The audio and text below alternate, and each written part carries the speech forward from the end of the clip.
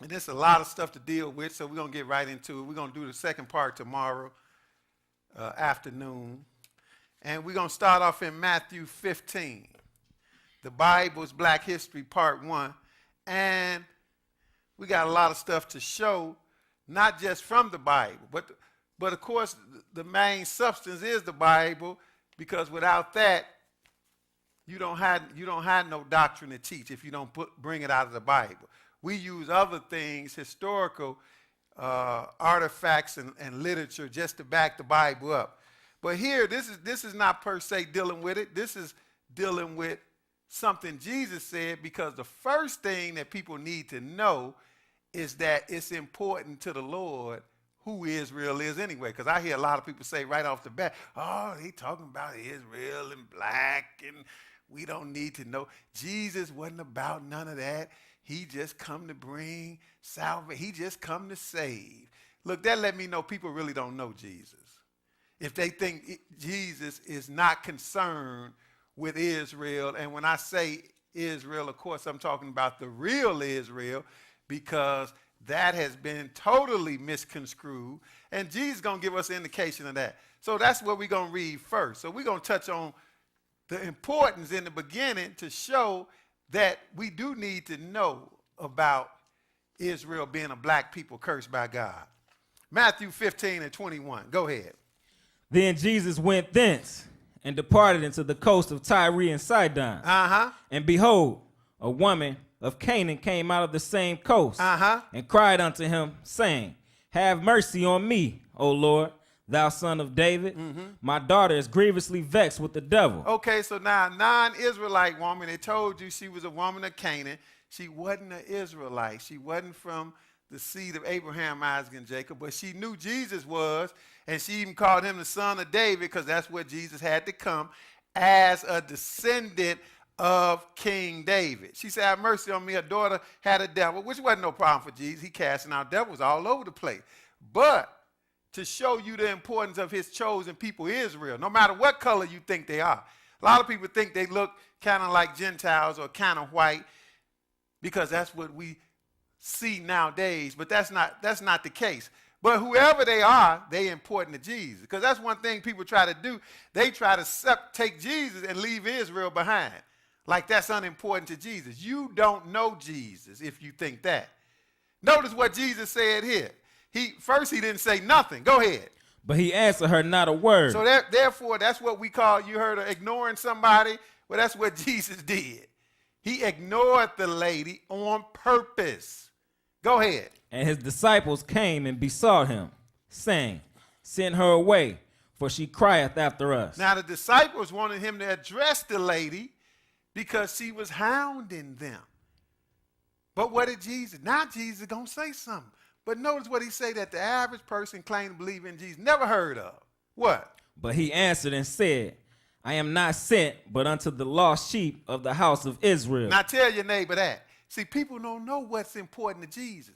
Jesus said, because this woman wasn't Israel, and it wasn't time for him to deal with nobody else. He didn't come to deal with nobody else. Later on, he sent some disciples to other people, but he personally said, I am not sent but unto the lost sheep of the house of Israel. So how you going to listen to somebody tell you Israel don't matter in the Bible or don't matter to Jesus when he made an important statement like this?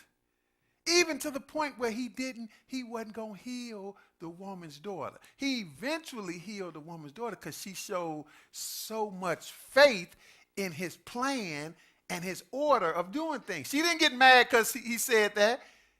She didn't get mad. He even called her a dog later on, basically using an analogy. She didn't get mad. She kept seeking what she was trying to get. So Jesus went on ahead and went out of order for her. But the order is, like Paul said in Romans 2, the Jew first, then the Gentile. That has not changed, and that's what Jesus is stressing here. He said, but I am not sent but unto the lost sheep of the house of Israel. Same thing on your own. You read Matthew 10, when he sent his 12 disciples to go preach. He only sent them there. He said, don't go to the Gentile. Don't go to none of the other nations. Don't go to the Samaritans. Which turned over to John 4, we're going to read about another woman, a Samaritan woman. Now that's real clear. See, and we're here to show that the people, people have said it all the time for a long time, but really hadn't went into the Bible and backed it up. That, the people of the Bible was black, especially Jesus. Oh, yeah, Jesus was black, and that is a fact. Now, I know it's amazing that you have Gentiles and what we call white people. Some of them get offended and get mad, but hey, the facts are the facts. See, and didn't nobody get mad. Then people try to say, well, it don't matter what color he was anyway. What difference do it make? It really don't matter. It mattered because people lied about it. That's why it's important. That's why it got to be stressed and pointed out. Technically, it really don't matter. But if you done lied about it, and like I said, it was okay when everything was painted white. Didn't nobody have no problem with that. Everything painted white. Like I say all the time, my grandmother, she died with a white Jesus in a saucer on her wall. One of those little saucers with a white Jesus. She really believed that. And she wasn't going to let nobody take it down. So she didn't care what color he was. She accepted him being white, even though that's a lie. So what I'm trying to say is nobody white should have a heart attack because you find out that he's black. That's just a fact.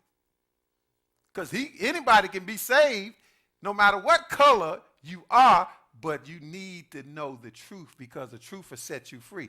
Now, John 4. So don't have a conniption because we saying that he black, because we got all the evidence. Unlike the pictures that people painted and the saucers that they made, we got evidence, not somebody's imagination.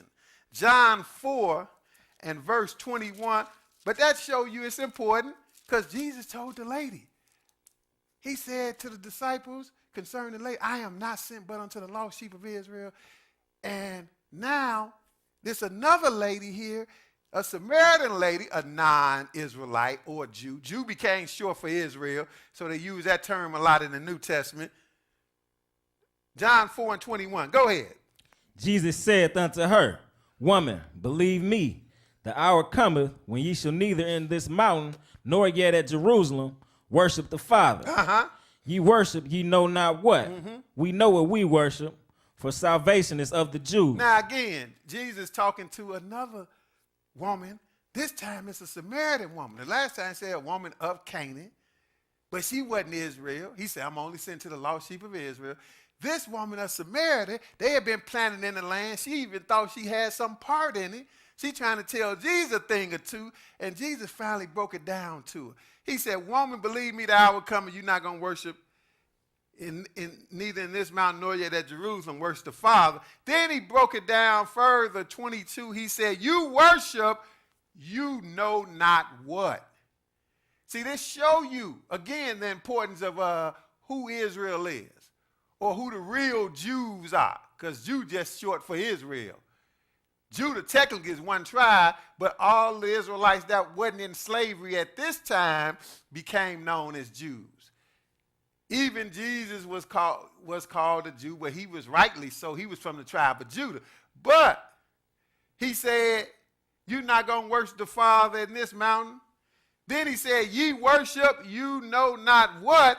We know what we worship, for salvation is of the Jews. See, this is important because somebody actually told me before when I was talking about some of this, well, who the real Jews are and who Israel really is, that they are black people cursed by God, scattered in slavery, and they got offended, kind of said, oh, I don't want to hear about that. All I want to know is about Jesus and how to get salvation. And, of course, I flipped over and read this to her. Okay. You want to know about Jesus and how to get salvation? Well, it's only one way to get it. And Jesus said it here. You got to learn from the right people. That's why it's important to know who the right people are. He said again, you worship, you know not what. We know what we worship. He didn't even just say he know. We all should know he know, right? Jesus know, right?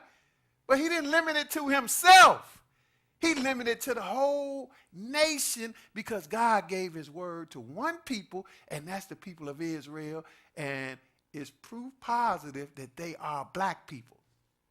He said, you worship, ye know not what. We know what we worship, for salvation is, he didn't say Arabia.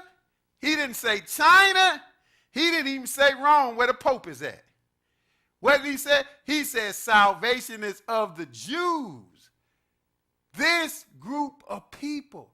So if you want salvation, you better figure something out. Don't think this is unimportant. Now, go to Revelation 2, because we're going to show you right off the bat. He said he was only sent to Israel. Then he said salvation of the Jews. Now people say, well, you know, still that's cool, but you can't tell me those people are not Jews. So they start, you know, you got even a lot of Gentiles, because Gentiles and the so-called Jews are not the same. Some brothers got confused on that. But the so-called Jews come from Esau. They come from Esau. They are actually the real Jews.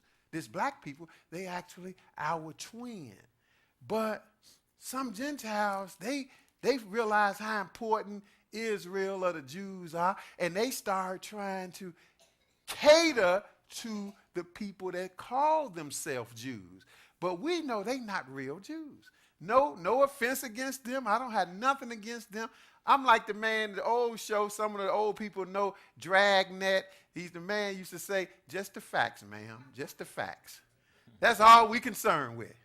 It don't even matter. It's not even personal at all. That's why we can read it out the Bible. I don't have to make nothing up. So you say, well, nah, you know, those are the Jews, and you don't have, and Jesus wouldn't do nothing, wouldn't say nothing about like what you talking about. Notice what Jesus said here. Revelation 2, 1 verse. Verse 9, and you can read the 3rd chapter, he say the same thing, but we just going to read this for now. Revelation 2 and 9. Go ahead. I know thy works and tribulation and poverty, but thou art rich. Now notice, he talking directly to his people, his chosen people. And that's this black people that's cursed, that's suffering all over the world, oppressed, been in slavery. Been in slavery so long, you know, and people don't even want to talk about it because people feel guilty. They get offended. Oh, why you want to bring that up? Well, why not? It's a fact. But Jesus is letting you know their predicament. He said, I know your works and tribulation and poverty. See, there's no group of people that have poverty like this people. So he said, I know about it. He's basically telling his people, don't worry, I understand what you're going through. I know your works, your tribulation, and poverty. Then what he said in parentheses? But thou art rich. Now, it's only one way you can be in poverty and rich at the same time. You're talking about two different areas. So physically, you in tribulation and you poor. You're stuck up in all the prisons and all the projects. And you having a hard time. But spiritually, being that the word of God was only given to Israel, or being that Jesus just said salvation is of the Jews, you rich, and ultimately God gonna use this people no matter what. So that's why he said you in poverty, but thou art rich. But now he gonna talk about this other people that's over in the promised land to this day, because the true Jews, we're going to get to it, is in captivity, is in slavery. That's how you can really identify the real Israel.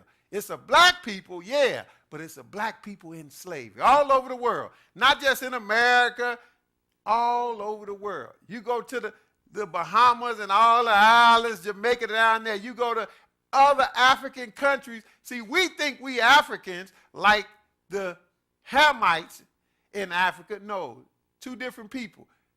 Even you had black Hamites enslaved this black people who we know are the real Jews. And even among Gentile countries in Europe, Israel is scattered there in slavery.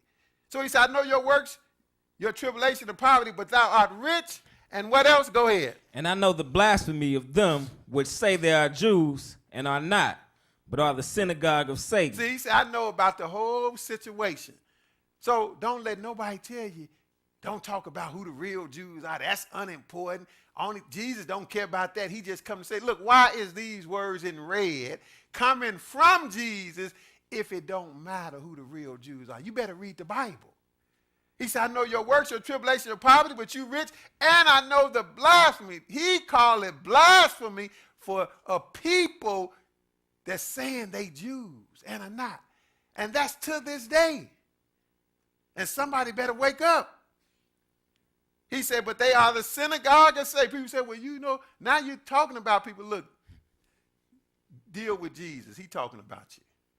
But now, we're going to go back all the way from Revelation. We're going to go back all the way to the beginning, because now that we know that it's worth looking into who the real Israel is, and we showing that it's a black people, this is the only where this black people, I'm just using black. We've been called some of everything because that's part of the curse that we under. We've been called Negro, African American, color. That's part of the curse. That's in Deuteronomy.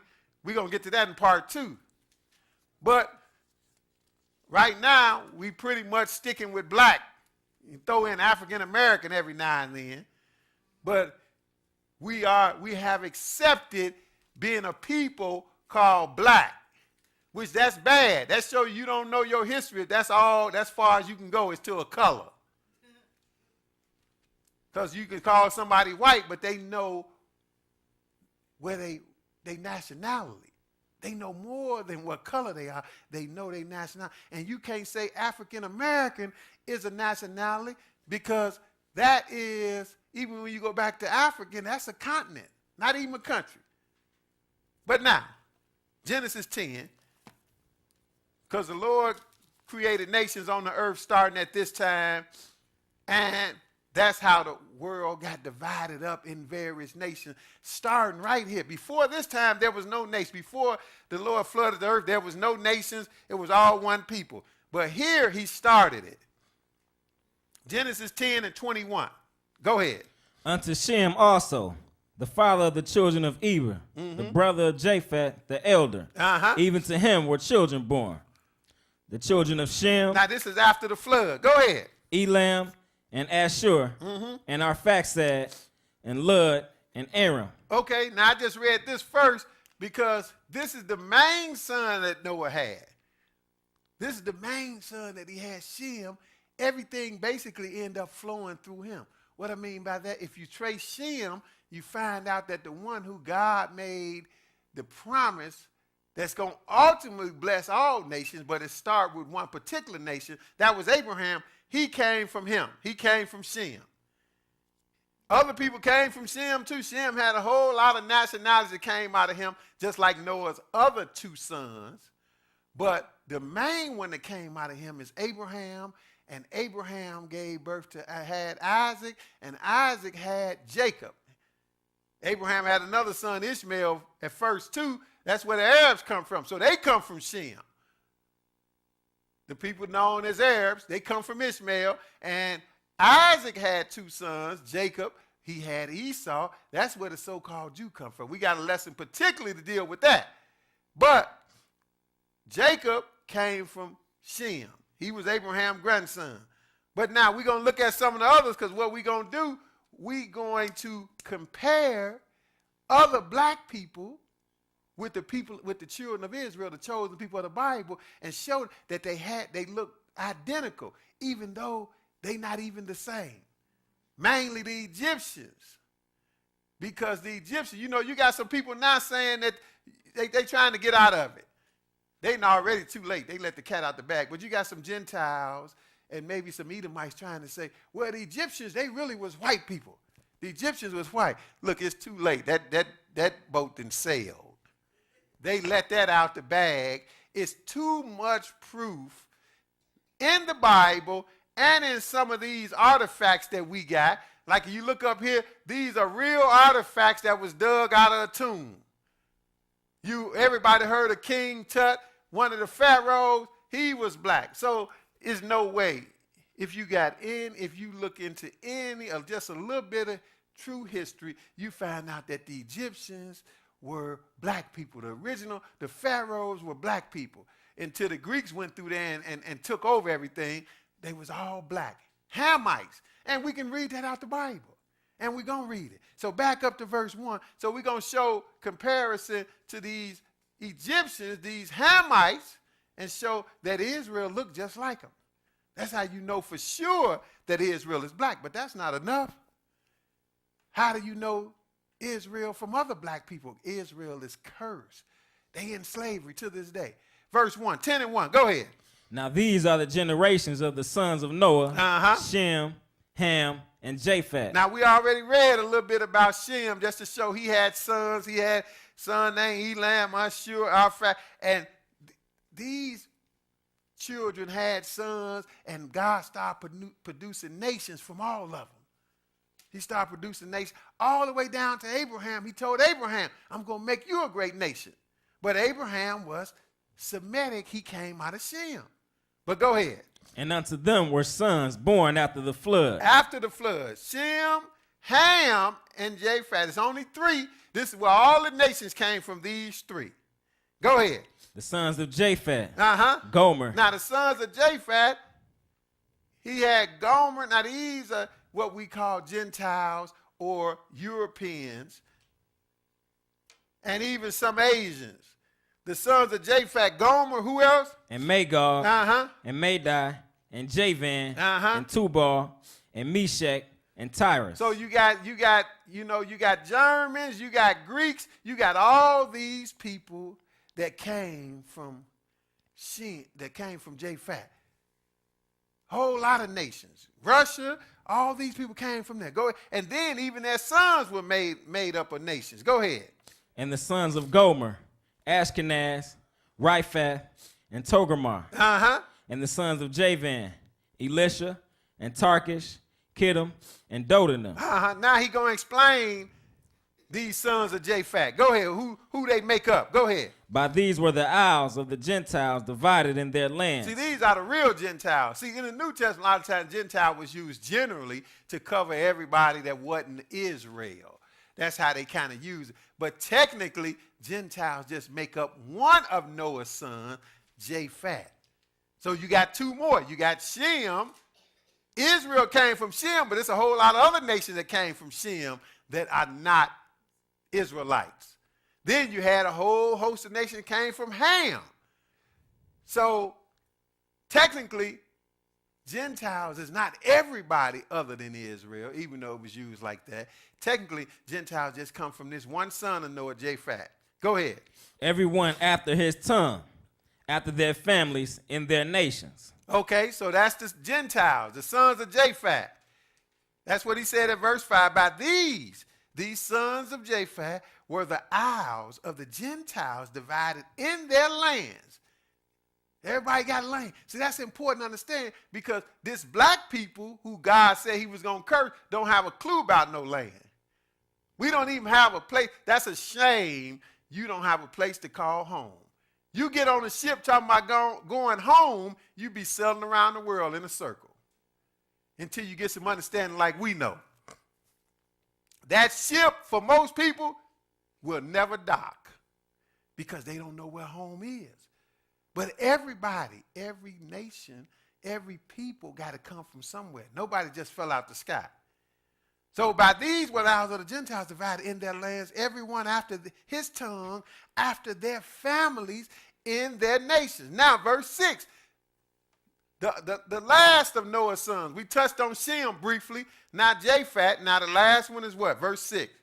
And the sons of Ham, Cush, and Mizraim, and Phut, and Canaan. See, and this is the one we're going to focus on more so. The sons of Ham, Cush, Mizraim, Phut, and Canaan. Now, these were dark-skinned races. These what we call Africans, and some of the so-called African Americans or black people think that that's where we come from. If they do any seeking, this is where they stop at first. They say, oh, yeah, we come from, some brothers even be saying that they from Egypt, they from Kemet, and all this kind of stuff. Timbuktu. But look, you're going to find out it's more black people outside of Ham, and we didn't make it up. He said the sons of Ham, Cush, that's what we know as Ethiopians. You can look that up. The original name was Cush for the Ethiopians, black people.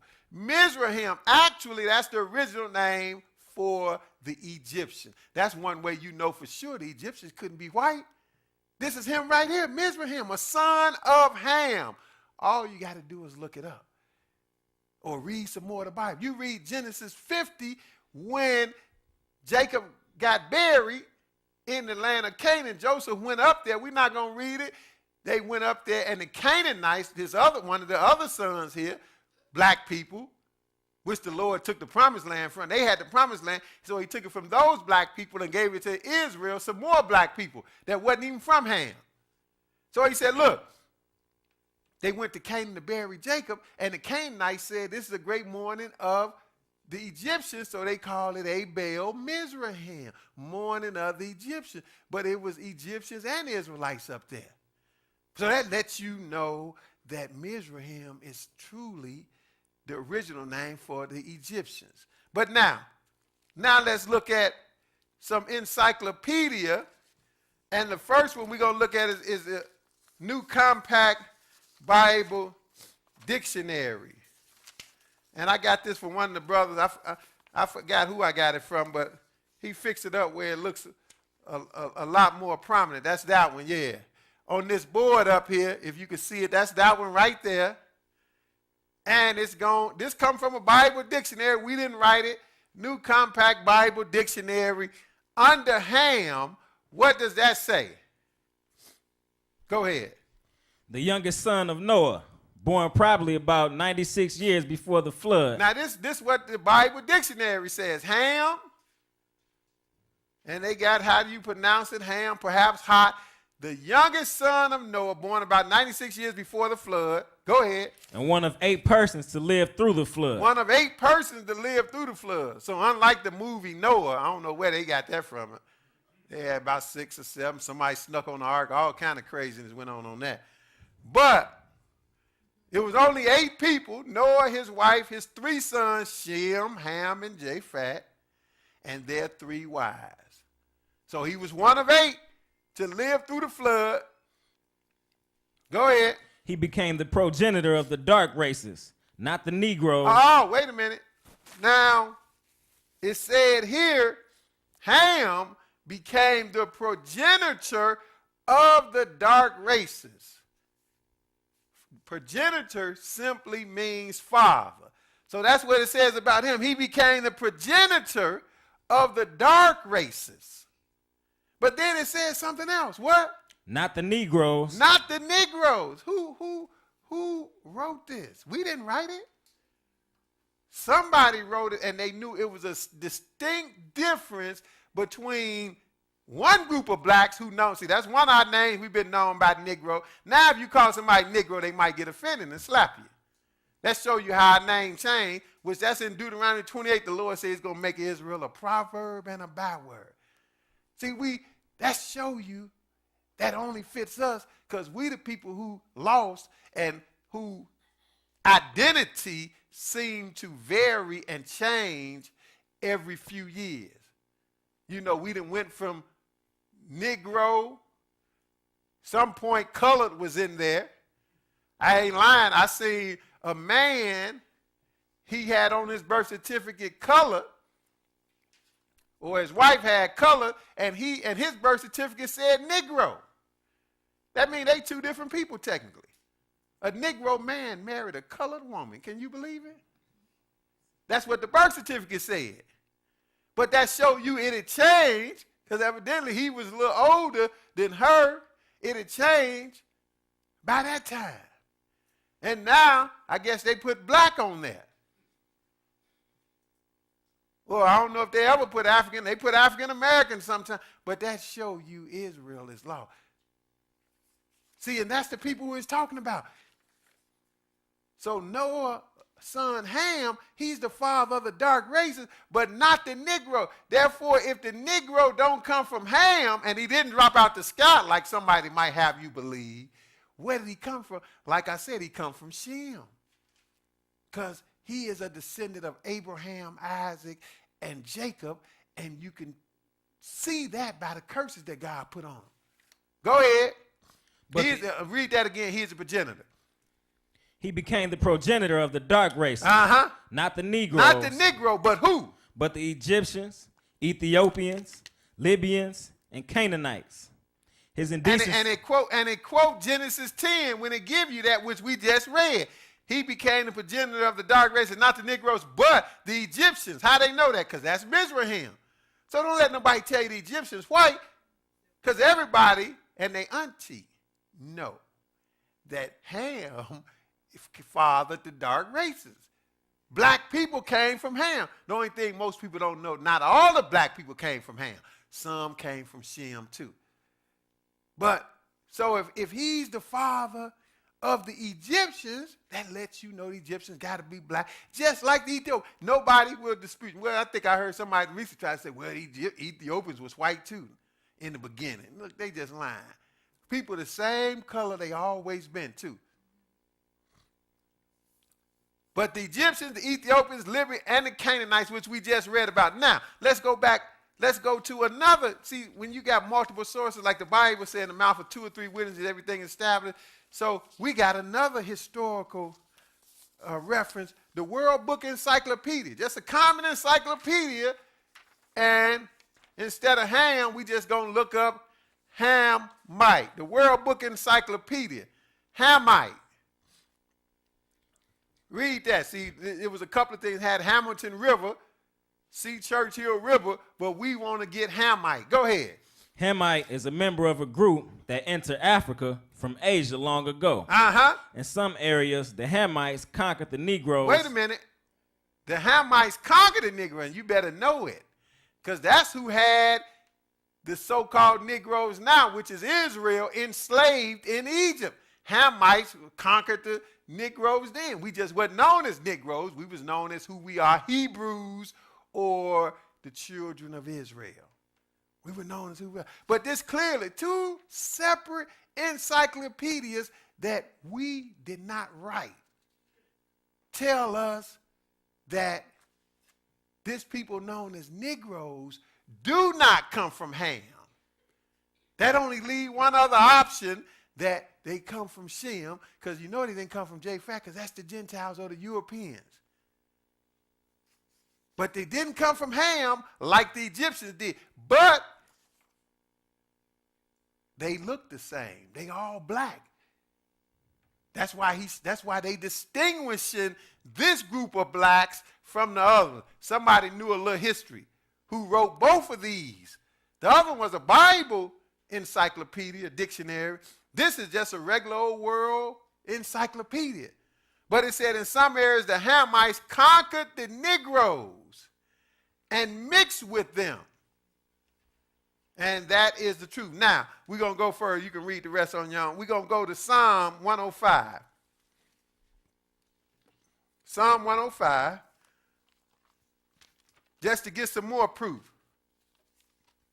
Psalm 105.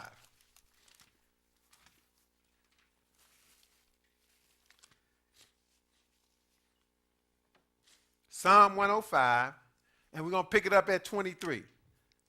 See, when you put Bible and history together, you come up with the same thing concerning this one group of blacks. Like I said, people said for years that Jesus was black. Yeah, but we can prove it. 105 and 23. Go ahead. Israel also came into Egypt, and Jacob sojourned in the land of Ham. Wait a minute. Now, see, that's how the Lord repeat himself, so you get the message both ways. Israel, this is talking about back in Abraham, Isaac, and Jacob's time, mainly Jacob, because that's when they went in. Because Abraham was traveling around, Isaac traveled around, Jacob traveled around till it was a bad famine. Jacob's name was changed to Israel, and Israel, he ended up going into Egypt. But another name from Egypt is simply, it's in the land of Ham. It's just like they tell us the Middle East. They done told us this area is called the Middle East. Look, I always ask the question, Middle East of what? How can, it got to be on some continent. What continent is it on? It's on the African continent. Even the promised land, it have to be on the African continent, brothers and sisters. We read in Genesis 10 that one of Ham's sons, the father of the dark races, which we saw that in history, was Canaan. And you look at the Bible, God said the promised land was the land of Canaan. So he took it from the Canaanites and gave it to the Israelites. But all of them black. They just all not from the same father, because we know that Hamites are different from the Israelites. So it said Israel also came into Egypt, and it repeated itself because Jacob and Israel is one and the same. And Jacob sojourned in the land of Ham. We're going to go back and read it in Exodus, but it's telling us that Egypt is the land of Ham. That's all Africa was known as, because it was all Hamites that was living there. Go ahead. And he increased his people greatly and made them stronger than their enemies. See, go ahead.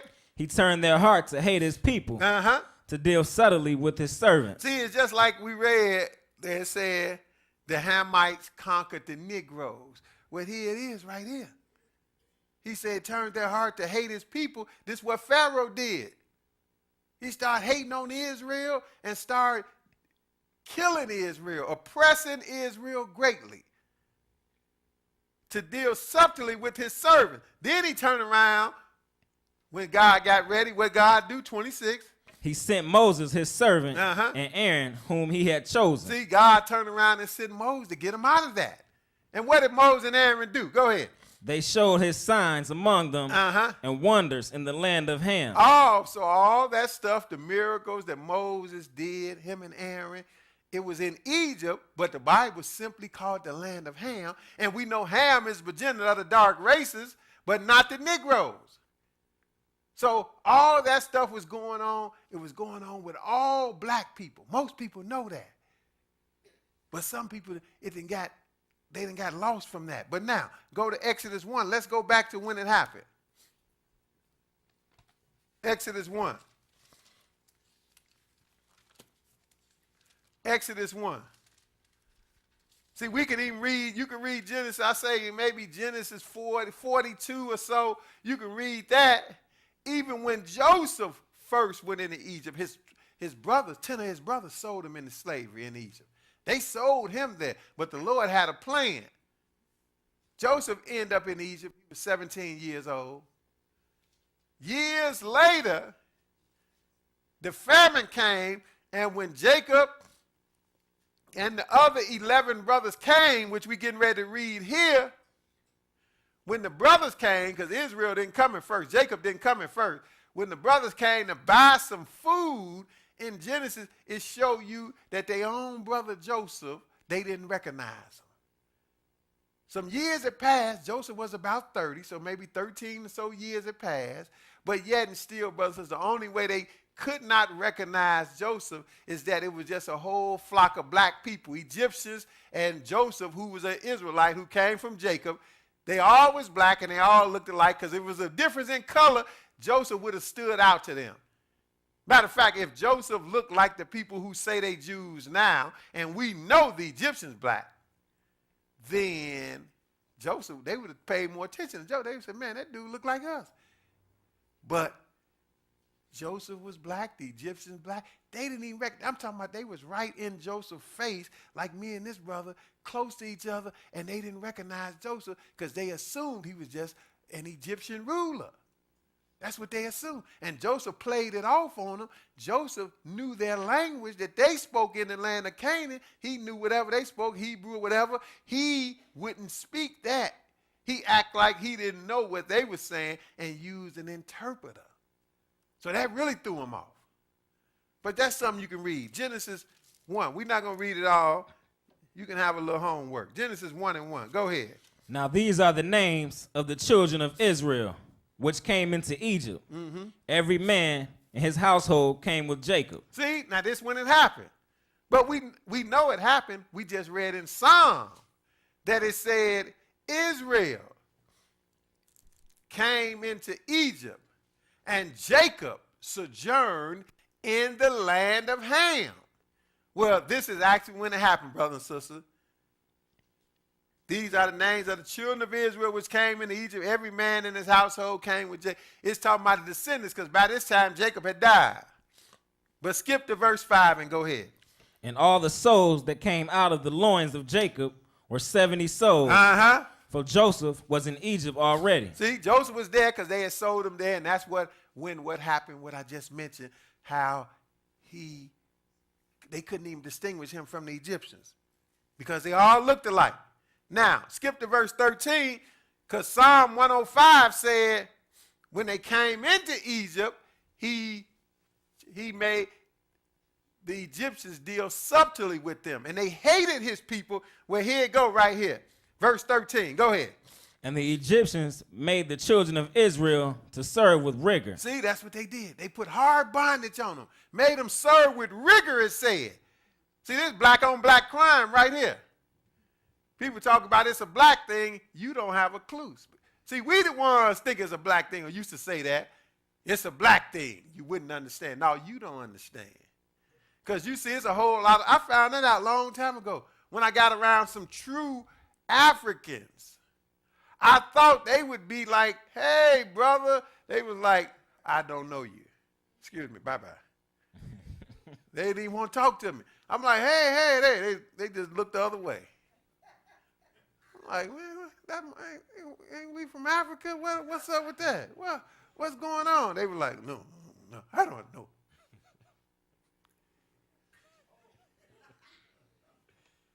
So I got a rude awakening. I found out it wasn't a black thing because they didn't care to know me. You know, especially I went to college. It wasn't nothing but mainly Gentiles there, what we call white people. So it wasn't nothing but Gentiles. So all the brothers and sisters who saw each other, hey, you was real friendly because it wasn't nothing but Gentiles there. Whole lot of people.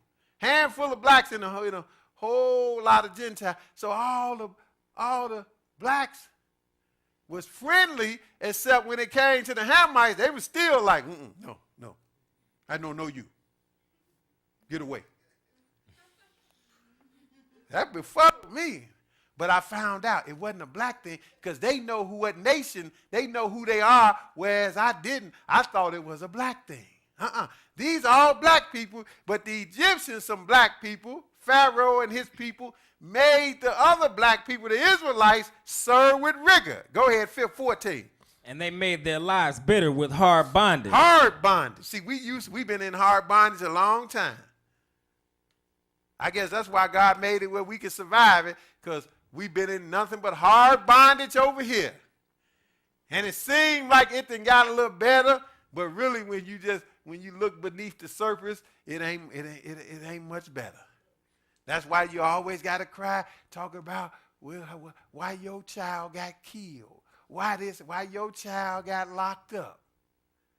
Because it's still in another form, it's some hard bondage. Go ahead.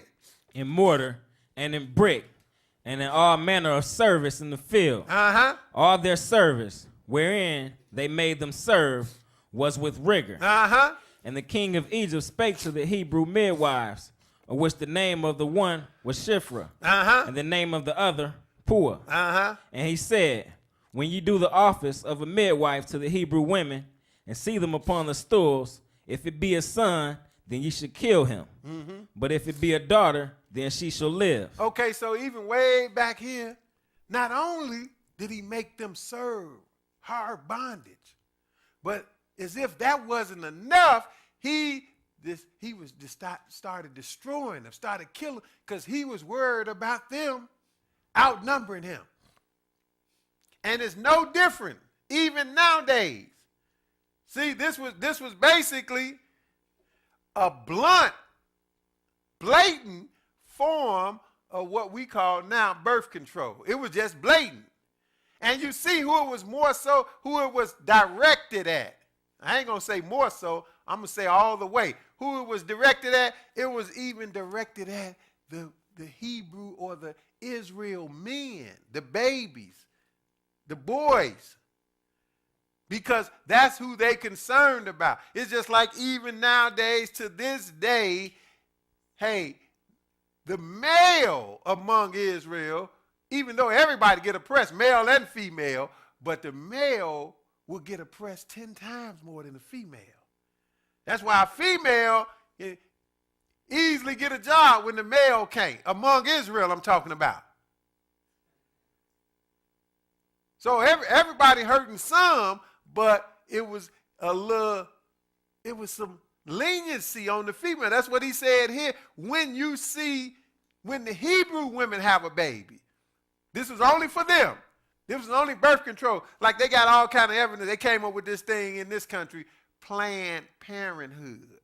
Everybody, if you look at that, you find out it was mainly directed toward people called Negroes, which we know as Israel. Same thing, because they don't want, just like Pharaoh didn't want, you to grow and populate. See, but they don't understand it's out of their hands. Because even with Planned Parenthood, there's been a lot of abortions done among our people, more than other people, a lot of abortions. But even still, Israel still populating. They still can't shut it down.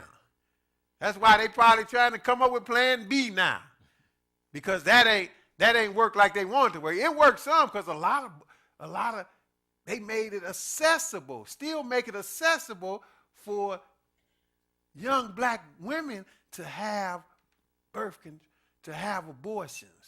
Make it accessible. Even be trying to make it, well, a lot of times they get young black women, you have a baby or two, even in the hospital, all of a sudden, well, you might as well get your tubes tied. Why? Even though I can understand some of it because, hey, they wasn't married or whatever. But, hey, ain't no need to do that. Maybe later on you get married and you want to have a baby. But no, they didn't talk you into getting your tubes tied. Or doing C-sections is another way. They start doing C-sections. Hey, that's going to limit the birth rate right there. All these things come up with. That's what Pharaoh had right here. He said when you see the Hebrew women getting ready to give birth, if it be a son, at verse 16, then you shall kill him. See, he was blatant with it. He wasn't even trying to hide, kill him. Just kill the boys. If it's a daughter, let her live, because he wasn't worried about the daughters. He said that'd just be some more women for the Egyptian men to marry. Because the Hebrew women, the Hebrew men was going to be dead. They were dead. They was being killed. See, just like now, since it's all out assault on the male, Israelite males, a lot of Hebrew women, they can't even find one. They can't even find a husband because it's still an assault, just in a little different form. But go ahead, what verse you at? We just finished 16. Go ahead, read. You finished 16? Yeah. Skip to verse 22 and go ahead. And Pharaoh charged all his people, saying, every son that is born, you shall cast into the river. Now, that was every Hebrew son. That's who he was focusing on. Because the thing with the midwives didn't work. It didn't work because the midwives wasn't going to do it. They basically, in their mind, they said, skip Pharaoh. We ain't going to do that. They told him some story when he came around, but they was like, skip that. We ain't going to kill the boys.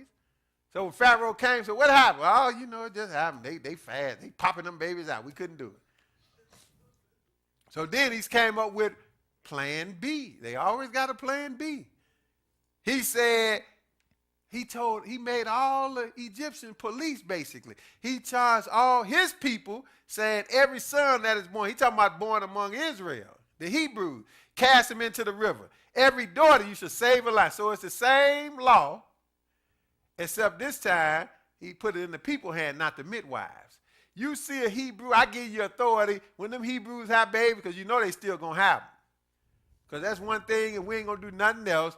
We going to have some babies still. Can't even take care of them. That's all right. We're going to have them anyway. So he charged his people, every son that they have, that's what we're talking about, cast into the river, and every daughter you save alive. 2, go right into the 2nd chapter, 2 and 1, because this is set the stage. Like the Lord said, we read in Psalm 105, he said Israel went into Egypt, Jacob sojourned in the land of Ham. Then they started hating his people. The Egyptians did, and dealt subtly with Israel. But then he said he sent Moses and Aaron, and they showed his wonders. So here come Moses now, and Aaron was his brother. Go ahead, 2 and 1. Go ahead. And there went a man of the house of Levi, and took to wife a daughter of Levi. And the woman conceived and bare a son. When she saw him that he was a goodly child, she hid him 3 months. So now Levi was one of Jacob's sons. So both the male and the female was from Levi, which was, I think, Jacob's third oldest son, second and third son. So they came, and the woman got pregnant anyway. That show you that we still gonna have some babies, because they knew if it was a male, he was likely to die. Go ahead. And when she could not longer hide him, she took for him an ark of bulrushes, and daubed it with slime and with pitch, and put the child therein. And she laid it in the flags by the river's brink.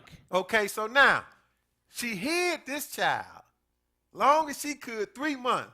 Then she figured eventually they're going to find it. And if anybody found a child, any Egyptian found out she had a child, they could check the baby out and say, oh, this is a boy. He got to die. Throw him in the river. So she tried to hide him. She knew something was special about him. The Lord put it in her.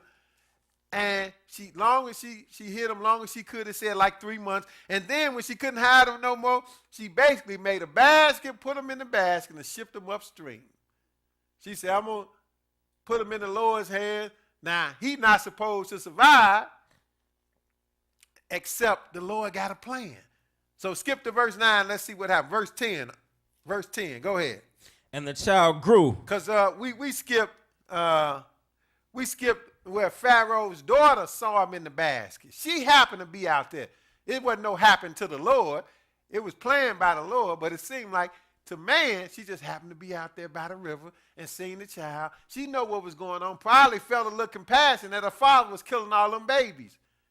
So she knew it was a Hebrew child, and she ended up taking ownership of the child.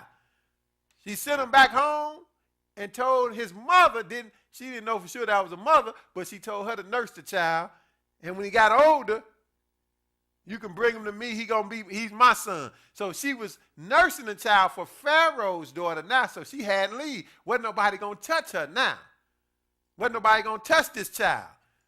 And this is none other than Moses. So this is the climate that Moses was born under, where they were killing all the boys in his nation. All of them, throwing them in the river. And he survived. Who said it that way? Pharaoh said it that way. So he survived through Pharaoh's own daughter. That's how he survived. What happened, verse 10? And the child grew, and she brought him unto Pharaoh's daughter, and he became her son. See, and she brought him unto Pharaoh's daughter. But it was like she was nursing him for her already. Pharaoh's daughter couldn't nurse it because she hadn't had no child. So she let her nurse him, Moses' own mother, and then it got to a certain point she had to let him go, bring him to Pharaoh's daughter, and he became her son. And notice what she said. And she called his name Moses. And Pharaoh's daughter named Moses. Why? And she said, because I drew him out of the water. Right, because she found him in that basket and drew him out of the water, and she called his name Moses. So now he became her son, growing up in the household with her. Now, the question is, do you think her father knew that this was a Hebrew? Absolutely not. Even though he might have known it wasn't his daughter, hadn't gave birth, he obviously had to think it was Egyptian. You know how you know? Because the man evidently had some issues with Israel where he killing all of the boy babies. He killing all of them. He don't want them to populate. So even if he gonna let one slip through the cracks, do you think he gonna let him in his own house and he got this kind of hatred for him? You think he gonna let one in his house? Absolutely not. He ain't gonna let one in his house. Even if he say, okay, look, I'll let him live. look, he wasn't going to come in his house because he hated them. He was killing them all. So in other words, brother and sister, Pharaoh didn't know that Moses was a Hebrew, and he growing up in his own house, and being that we know the Egyptians look like these people. There's a picture of King Tut on here, picture of other artifacts come from Egyptian tombs. Being that we know the Egyptians look like that, we know that again, one more time, Moses had to be black like the Egyptians, because Moses is what we would call nowadays a Negro that don't come from the same people that the Egyptians come from Ham, but look the same. Dark just like them. So that's the way it was. Now, further proof. Skip over to verse 15 and go ahead. Now, when Pharaoh heard this thing, he sought to slay Moses. See, now, later on, this is years later, he got grown now, but still, when he found out about Moses, because Moses had rose up and killed an Egyptian, because now he going to try to take up for his people Israel when he got grown. He was about 40. And it said, when Pharaoh heard this thing, he sought to kill Moses. Now he want to kill Moses. That lets you know if he would have known he was a Hebrew back long time ago, he would have killed him. Because he wanted to kill him here when the cat got out the bag, when Moses going to kill an Egyptian, because the cat was out the bag then. So when Pharaoh heard this thing, he sought to slay Moses. So ain't no way he would have let him grow up in his own house if he knew then. Go ahead. But Moses fled from the face of Pharaoh and dwelt in the land of Midian, and he sat down by a well. See, but Moses fled, and he went to the land of Midian. Go ahead. Now the priests of Midian had 7 daughters, and they came and drew water and filled the troughs to water their father's flock. And the shepherds came and drove them away. But Moses stood up and helped them and watered their flock. And when they came to Reuel, their father, he said, how is it that you are come so soon today? See, because they always had a problem with these shepherds, but they had some help today from Moses. Because Moses, you know, he didn't ran from Pharaoh. So he ran into them. He ain't had nothing else to do, so he gave them a hand. Go ahead. And they said, an Egyptian delivered us out of the hand of the shepherds, and also drew water enough for us, and watered the flock. Now notice, Moses wasn't an Egyptian, brothers and sisters. Moses was a Hebrew. He was a Hebrew. He was from Israel. But he had to look like the Egyptians to grow up in Pharaoh's own house when Pharaoh killed the Hebrews. And not only that, to these women, he didn't look like nobody but an Egyptian. So they didn't even distinguish because he was black. He had came from Egypt, so he looked just like the Egyptians, even though technically he was a Hebrew of the tribe of Levi, which became the priest tribe. But they said 19, and they said, an Egyptian delivered us out of the hand of the shepherds and also drew water enough for us and watered the flock. Just like we got these pictures that came out of Egyptian tombs, they come from Ham, they black, so Moses was looking just like, but so you people don't change, people act like, well, color changed too. You know, after all these years, they color changed. So look, color don't change. People look pretty much the same way they looked in the beginning when God started these nations. Ain't no drastic changes. Let's go to the New Testament. Acts 21. Acts 21. See, and I have to point out, brothers and sisters, that Israel, this Bible, black history, because Israel, the people of the Bible, is a black people, and I mean a black people, period.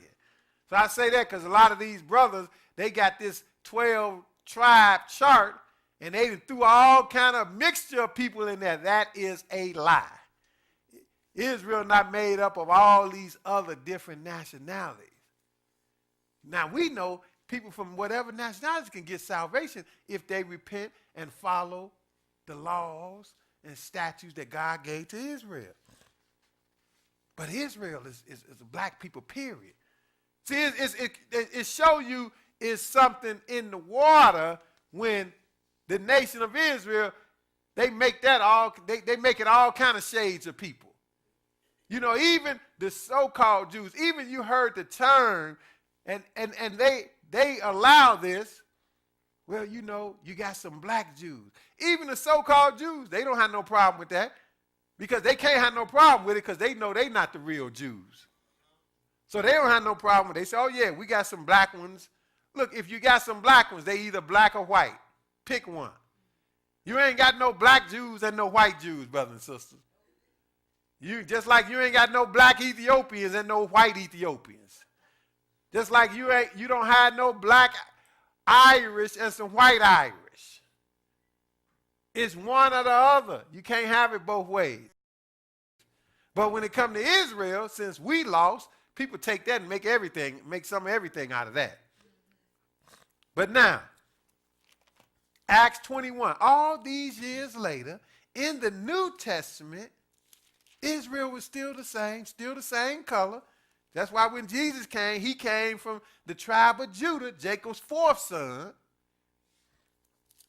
Even though Joseph wasn't his father, technically, Jesus was made of the seed of David. So he still had the same, you would say, DNA put in him, and he looked just like the people. So even Paul. Now Paul, he was known as a Jew, but he wasn't from the tribe of Judah. He was from the tribe of Benjamin. And again, don't let nobody tell you this is not important because we read what Jesus said, salvation is of the Jews. So it must mean something. That's who God gave it to. So it's important to this day. Acts 21 and 37. Go ahead. And as Paul was led into the castle, he said unto the chief captain, may I speak unto thee? Now he arrested for preaching the gospel, but they didn't like it. So he got arrested, and Paul wanted to speak a little bit. Go ahead. Who said, canst thou speak Greek? Art not thou that Egyptian? Now Paul is mistaken for an Egyptian. Moses, way back in Exodus, was mistaken for an Egyptian. All these years later, another Israelite, another Hebrew, was mistaken for an Egyptian. Because that's different terms Israel didn't use. Moses was the first one called the Hebrew, so the nation was known as Hebrews. Or when Jacob's name got changed from Jacob to Israel, you known as Israel or Israelites. Then, during Jesus' time, a lot of them, or even before that, Jew became prominent. It was known as Jews, but all of them represent the whole nation. That's what they kind of stand for. So Paul said, can I speak? And the man said, art not. He was shocked that he could speak Greek, first of all. And he said, art not thou that Egyptian, which what? Which before these days madest an uproar and led us out into the wilderness, 4,000 men that were murderers. See, he said, I thought you was this Egyptian who was made uproar and led 4,000 men out, which were murderers. So he assumed Paul was some particular Egyptian. That lets you know Paul, just like Moses, had to be black, just like the Egyptians. Just like these artifacts that we got that they dug out of tombs. Matter of fact, we spelled out where they come from on the back of it. This is it over here. That's King Tut and his wife. These are other legitimate artifacts that came out of tombs, the ones on the left. Matter of fact, the caption of this one said these were Semitic nomads, and they got afros. And they came out of, they say, some Egyptian tombs. But these are none but black people. And this explains all of it. We'll get to this side, which deal with all the showing that this black people was cursed. That's why we end up being oppressed and in slavery and even hanging on all the trees. That wasn't no coincidence. But now, he called him an Egyptian, but what did Paul say? 39, go ahead. But Paul said, I am a man which am a Jew of Tarsus. See, he said he's a Jew. Because that became synonymous with Israel, representing the whole nation. He said, I am a Jew of Tarsus. And he even knew what tribe he was from. He's from the tribe of Benjamin. Just like we can't know what tribe we're from because we went into slavery. And they don't take you into slavery by tribes.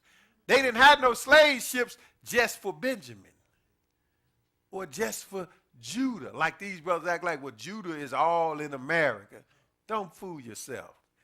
They didn't have no slave ships with Judah name on it. Said, y'all get on that slave ship. We don't want to separate you.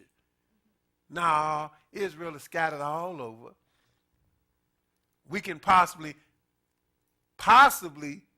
be one of three tribes over here because those tribes mainly got spread among the Gentiles in 70 AD, but still, you can't even be for sure on that. For sure. Definitely can't pinpoint exactly which one you're from, but the Lord knows. But Paul said, I am a Jew of Tarsus. But they called him an Egyptian. Let you know he was black, brother and sister, because the Egyptians black, they come from Ham. Now, we're going to go to a couple of more places. First, before we go, I'm just going to point out some of the artifacts on here. Like I said, this is King Tut and his wife. His real name was Tutankhamun. So he was an Egyptian pharaoh, real young, and wife, and there's no mistaking that he is black like me. There's no mistaking that. And it was, you can even look, you can even research. They had it at museums. This is a legitimate artifact. They had it at museums when it was dug up. I think it was in 1921. So let me see what else we got here. Yeah, it said it was unearthed in 1922. Now this right here, this was dug up in a tomb.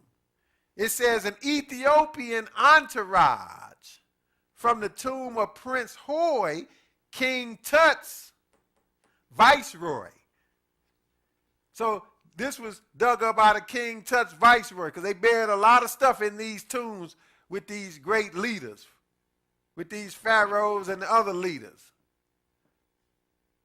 Okay, now we're going to go down here. This is the one I just was telling you about. That is, it says pre-Israelite Semitic nomads from the tomb of Ben Hassan, Egypt. So that's what it said this come from. It said pre-Israelite nomads. But it came out of these tombs. And they call them pre-Israelite Semitic. So they let you know they come from Shem, which they black and they got afros. This one says 3 warriors from the tomb of Canamon at Thebes, 15th century BC. 15th century BC. See, this is even back to during the time somewhere along the lines when Israel was enslaved to the Egyptians. And all these readers, I just had a lot of these pictures in an illustrated Bible that they put, and they wanted to make it clear that this is the color of the Bible land. That's why they put all these legitimate artifacts in there. Now this one here, it says, let me see which one this is. It said this is a Syrian prince. It said an Egyptian doctor and a Syrian prince was serving from Nabuman's tomb, 15th century BC. Then the last one over here on this side, we'll get to the curses later. It says slaves working from the tomb of Rickmeyer at Thebes.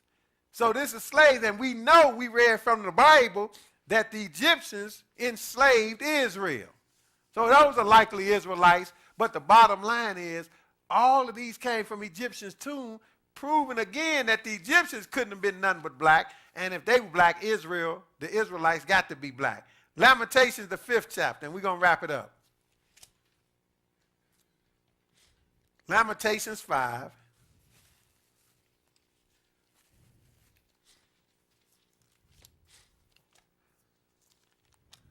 Lamentations 5, right after Jeremiah.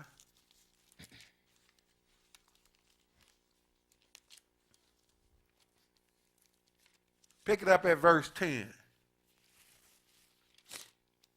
Lamentations 5 and verse 10. Okay, go ahead. Our skin was black like an oven because of the terrible famine. Now he said what? Our skin was black like what? An oven because of the terrible famine. Now, Lamentations is written when Israel started having hard times, end up in captivity. Israel started going into captivity. Even Jews, the tribe of Judah, went into captivity during these days. And had all kind of bad conditions because we sinned against God and God brought us on, which we're going to deal with the curse tomorrow. And we're going to deal with how it's all going to end, that the Lord going to gather Israel from slavery from all over the world. That's what we're going to deal with tomorrow. But he said, Lord, our skin was black like an oven because of the terrible famine. Well, you say, well, brother, that's only because of famine. Look, I don't care how much famine you go through. If you white, you would never have an occasion to say that. You would never have an occasion to say that. It don't happen. So only person this could happen to if you already black. So this is the Israelites mourning. This is Jeremiah pointing out Israel's predicament. And when Israel have hard times, if you black, if you have hard times, famine or sickness, many times you get darker and darker, darker and darker. I seen somebody with cancer before. They had got so dark I didn't recognize them. So he said, our skin was black like an oven because of the terrible famine. You got to already be black to become black like an oven, brothers and sisters. Go ahead. They ravished the women in Zion and the maids in the cities of Judah. Go ahead. Princes are hanged up by their hands. See, that's what happened to Israel when we was in our land and when we went into slavery, which we're going to deal with tomorrow, part 2. They ravished the women in Zion and the maids in the cities of Judah. It's just like over here, we was in servitude and women were getting ravaged and the men couldn't do nothing about it. Still can happen, but it was happening wholesale not too long ago. What he said, 12?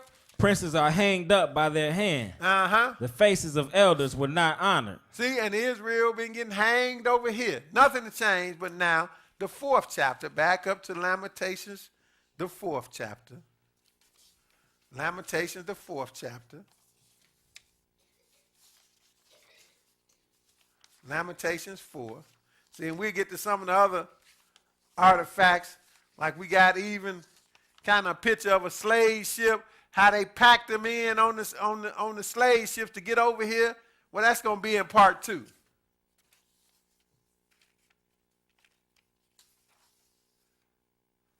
Just like this picture, which you really can't see. You can't see the top of it. And it says, an Egyptian, on the caption, an Egyptian man beating a slave while another begs for mercy. Now, all those people black in the picture. And it says Egypt about 1400 to 1200 BC because the Egyptians had just conquered Israel at this time. Probably many Jews were enslaved about this time. So, but you got black on black crime right there. Lamentations 4 and verse 6. Lamentations 4 and 6. Go ahead. For the punishment of the iniquity of the daughter of my people is greater than the punishment of the sin of Sodom. That was overthrown as in a moment, and no hand stayed on her. See, because the Lord, that's the next thing we're going to get to, is that not only, see, we prove basically that Israel is black, but that's not good enough because it's a whole lot of black people. How do you know the real Israel? How do you know the real Israel? The blacks, that's Israel, because they end up getting punished for disobedience to God. That's the way you know them. That's why we lost to this day. He said, for the punishment of the iniquity of the daughter of my people is greater than the punishment of the sin of Sodom. So we're going to get into that in part 2.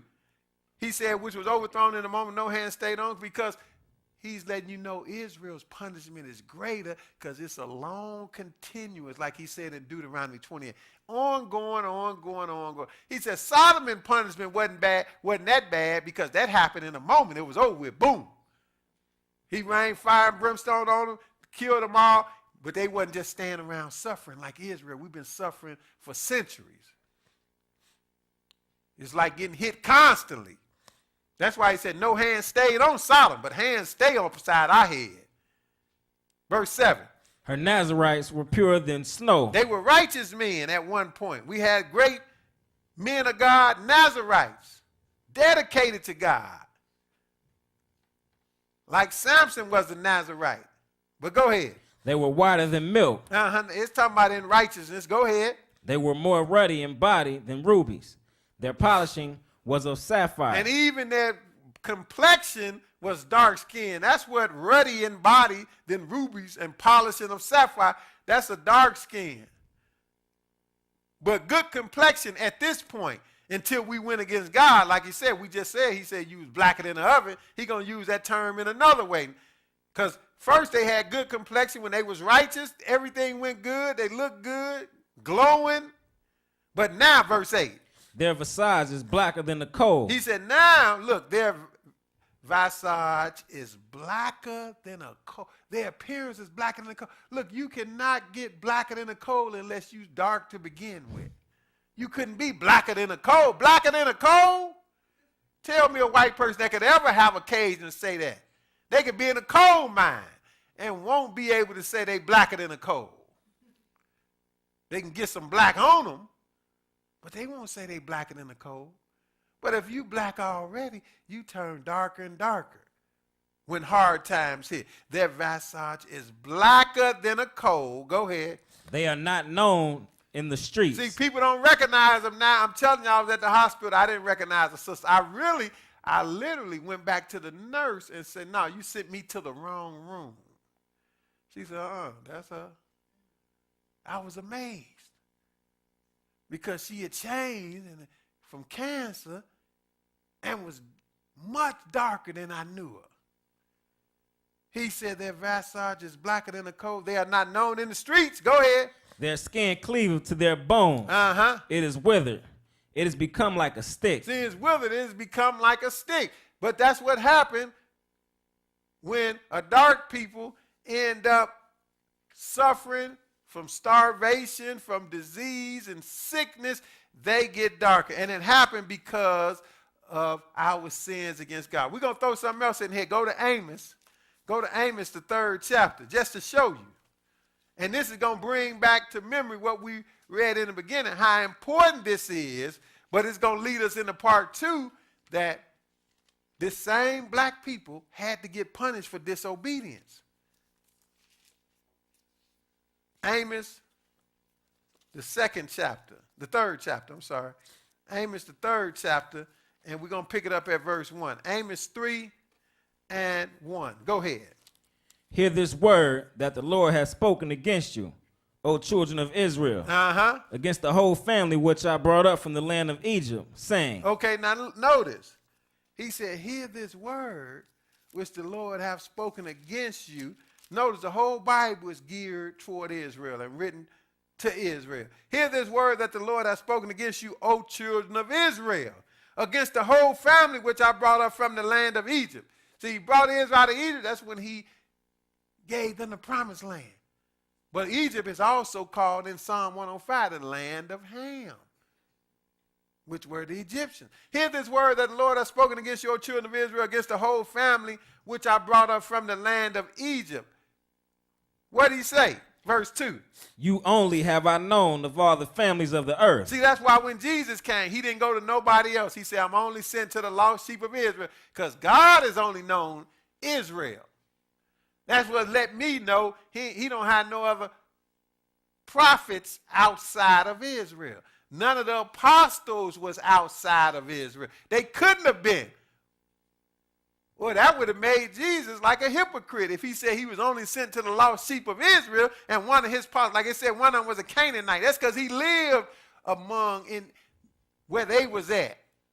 It's just like sometimes you would describe people from their location. Brother, like around here, brother so-and-so from Buffalo. Look, but he's still whatever nationality he is. So all the apostles had to be Israelites because Jesus said he was only sent to the lost sheep of Israel. and told them don't go to nobody else, so none of them couldn't have been somebody else. All the prophets were Israelites.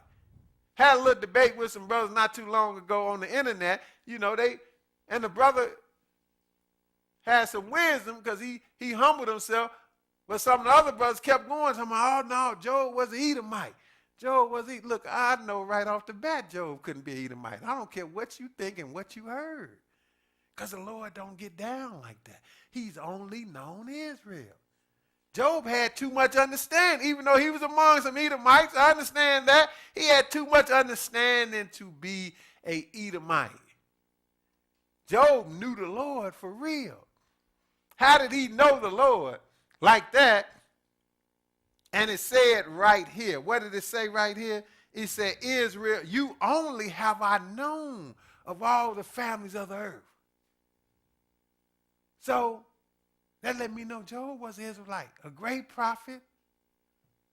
He just was dwelling among some other people, just like Naomi and her family ended up dwelling among the Moabites. That's how they met Ruth.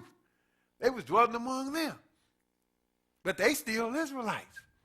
That's why Ruth came back to Israel with them. But he said, you only have I known. Just like the second chapter of Amos said, he made Israel's son for prophets and Nazarites. That's how I know it ain't no prophets outside of Israel. That's how I know Muhammad couldn't be no prophet. Couldn't be, because he only raised Israel's son for prophets. You only have I known of all the families of the earth. But see, a lot of people say, well, we the chosen people, we the chosen people. Yep. And a responsibility comes with being the chosen people. That's why we're being punished so, because we are the ones that knew better. You only have I known of all the families of the earth. Therefore what? Therefore I will punish you for all your iniquities. See, so God said, I'm going to punish you because you should have known better. And we're going to get into that because in part 2 tomorrow, because that's what God did. He put Israel under a divine curse. And that's when we even going to touch on the other side of this billboard, showing that wasn't no coincidence that we was hanging all over the place. Because the Bible said, curses he that hangeth on a tree. So nobody been cursed. Everybody had some hard times, but nobody had hard times like us. So I hope you got some understanding in the name of Jesus.